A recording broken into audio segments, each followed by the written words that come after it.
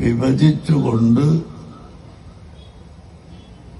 SYSന്റെ പ്രവർത്തനം രണ്ടാക്കി വിഭജിച്ചു എന്നല്ലാതെ ജില്ല രണ്ടാക്കാനൊന്നും പോയില്ല. ഇന്ന് എന്നോട് ഒരു പത്രപ്രവർത്തകൻ വന്ന് പറഞ്ഞു, നിങ്ങൾ ഈ പരിപാടി കണ്ടാൽ മലപ്പുറം ജില്ലയെ തന്നെ രണ്ടാക്കി 2 ജില്ല ഉണ്ടാക്കണമെന്നാണ് ഞങ്ങൾക്ക് തോന്നുന്നത് എന്ന് പറയുകയുണ്ടായി.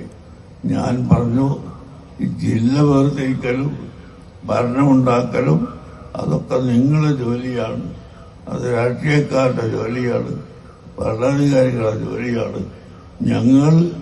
ഞങ്ങളുടെ പ്രവർത്തന സൗകര്യത്തിന് വേണ്ടി ജില്ലയെ രണ്ടാക്കി വിഭജിച്ചിരിക്കുന്നു. അതനുസരിച്ച് പ്രവർത്തനങ്ങൾ നടത്തിക്കൊണ്ടുപോവുകയും ചെയ്യുന്നു. അതാണ് നമ്മൾ ചെയ്യുന്നത് എന്ന് ഞാൻ അവരോട് മറുപടി പറഞ്ഞു. ചുരുക്കത്തിൽ ഞാൻ പറഞ്ഞത്, എന്ത് പറഞ്ഞാലും അതിനെ വളച്ചൊടിച്ച് ഏതെങ്കിലും ദുർവ്യാഖ്യാനത്തിലൂടെ കൊണ്ടുപോകാൻ ശ്രമിക്കുന്ന ആളുകൾ ഇവിടെ ധാരാളമുണ്ട്.